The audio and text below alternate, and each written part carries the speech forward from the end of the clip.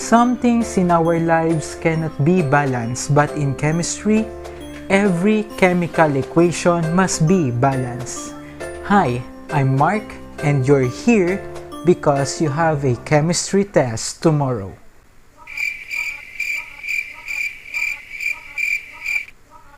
No, just kidding.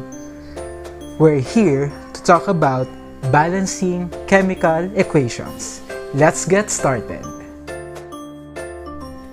Let's start with a basic example. Let's combine the hydrogen gas with oxygen gas to produce water molecule. As you can see, the equation is not yet balanced. That's why we need to do inspection. When we say inspection, this involves examining the elements on both sides of the equation, which are the reactant side and the product side, then changing the coefficients until an equal number of atoms of each element on both sides is achieved. Coefficients are whole numbers written before the chemical formula of the substance, just like in mathematics, like 2x, 3x, the numbers there are the coefficients. Let's inspect first the reactant side. We have 2 hydrogen atoms here, as well as 2 oxygen atoms. On the product side, we also have 2 hydrogen atoms, but we only have 1 oxygen atom. As you can see, the number of oxygen atoms is our first problem in this chemical equation. So how are we going to balance this? We need to equate the number of oxygen atoms on the reactant side to the number of oxygen atom on the product side. Therefore, we need to have 2 oxygen atoms on the product side. That's why we are going to put 2 as the coefficient on the product side, making the number of oxygen atoms 2 or equal to 2. But another problem rises, and that is on the number of hydrogen atoms, because after putting the coefficient 2 on the product side, the number of hydrogen atoms became 4.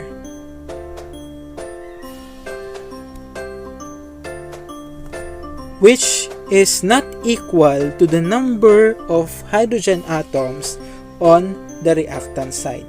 That's why we need to put another coefficient, but this time it is on the reactant side, particularly beside the element hydrogen. In order for us to get 4, we need to put 2 here as the coefficient, making the equation or making the number of hydrogen atoms equal to 4. Therefore, this will make our equation balanced. So let's have another example. We have iron combined with oxygen gas to form iron 3 oxide.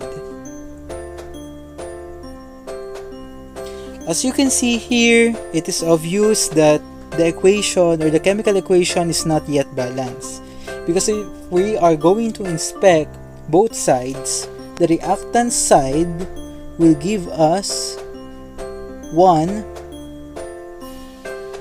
iron atom and 2 oxygen atoms, whereas on the product side it will give us 2 iron atoms and 3 oxygen atoms. Since we have 2 oxygen atoms on the left side, while there are 3 on the right side of the equation, we need to place 3 in front of O2 and 2 in front of Fe2O3 or the iron 3 oxide. So let's do it. So I'm going to put 3 here and I'm going to put 2 here, making the number of oxygen atoms on the reactant side 6, as well as on the product side of the equation. So this will become 6 also.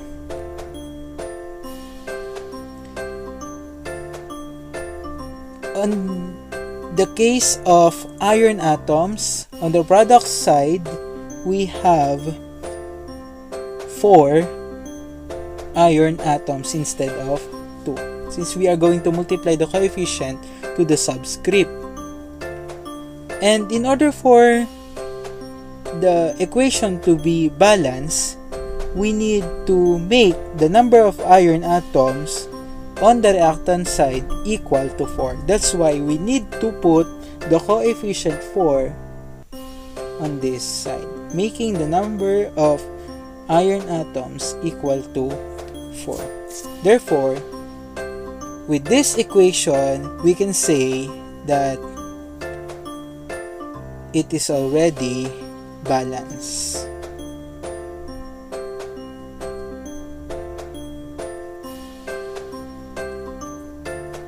A more complex example, let's have aluminum plus hydrochloric acid, or commonly known as muriatic acid, to produce aluminum chloride or AlCl3 and its byproduct, the hydrogen gas. So first thing, we need to inspect both sides of the equation, and let's start with the reactant side. So we have aluminum here, hydrogen, and chlorine. We only have 1 aluminum atom. We also have 1 hydrogen atom and 1 chlorine atom. On the product side, we also have 1 aluminum atom, 2 hydrogen atoms, and 3 chlorine atoms. Based on the number of atoms presented, we can say that the equation is not yet balanced. Therefore, we need to use coefficients once again in order to make this equation balanced. So let's start with hydrogen. Since only 1 hydrogen is present on the reactant side and 2 hydrogen atoms are there on the product side, I would likely place 2 before hydrochloric acid. So let's try that one. So if I'm going to place 2 here as the coefficient, this will make the number of hydrogen atoms on the reactant side equal to 2, as well as the number of chlorine atoms. Therefore, my hydrogen atoms on the reactant side is equal to the number of hydrogen atoms on the product side. But another problem is observed. Since chlorine on the reactant side, the number of chlorine atoms on the reactant side is not equal to the number of chlorine atoms on the product side. That's why we need to change our coefficient to 6. So let's try that one. If I'm going to place 6 here instead of 2, this will give me 6 hydrogen atoms on the reactant side, as well as 6 chlorine atoms. Since there are 6 atoms each of hydrogen and fluorine on the reactant side, coefficients 2 and 3 must be placed before aluminum chloride and hydrogen gas respectively. So let's try that one. So if I'm going to have 2 on the aluminum chloride, let's place 2 here, and 3 on the hydrogen gas, this will give me the number of hydrogen atoms on the product side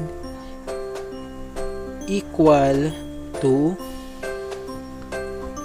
6. And for the chlorine atoms, we have 6 also. Because if I'm going to multiply 2 by 3, it will give me 6. So, after putting 2 on the aluminum chloride, it will also change the number of aluminum atoms on the product side. So, instead of 1, this will become 2. And in order for the equation to become balanced, we need to put 2 here on the reactant side before the aluminum atom, making the number of aluminum atoms equal to 2 instead of 1. And our equation is already balanced.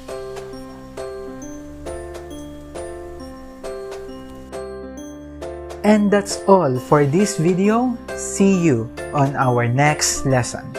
Goodbye everyone.